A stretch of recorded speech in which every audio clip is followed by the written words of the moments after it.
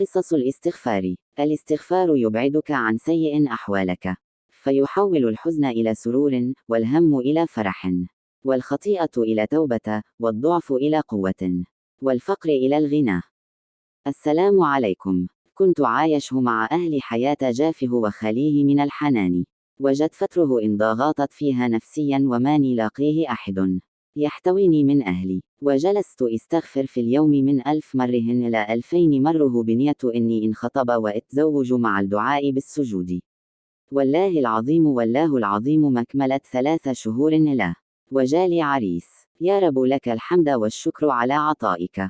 والحمد لله تزوجت وخلفت عيال. الله يرزقني براهم وصلاحهم ويعينني على تربيتهم. أنصحكم بالاستغفار والدعاء بالسجود. شي بخاطرك راح يتحقق بإذن الله.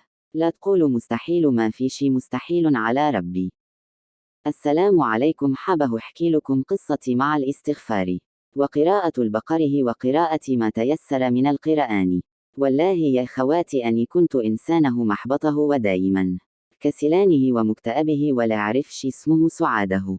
ولما ربنا أراد واهدني وألهمني للدعاء والاستغفار وقيام الليل، تغيرت حياتي كليا. صرت جد إنسانه تاني، حتى شخصيتي صارت أقوى والحمد لله راحه وطمأنينه ما حسيتها من قبل.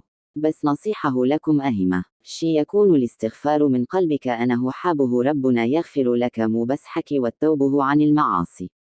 وإن شاء الله قريب اكتب لكم وابشركم أن انخطبت بفضل الله. ثم الاستغفار. نصيحة: كثروا من الاستغفار. هذه قصة صارت لي والله العظيم. كان ظهري يوجعني ألم غير طبيعي، قعدت حوالي سنه ما فيه دكتور بحايل ما جيته. أكثر من دكتور قال عندك انزلاق غضروفي.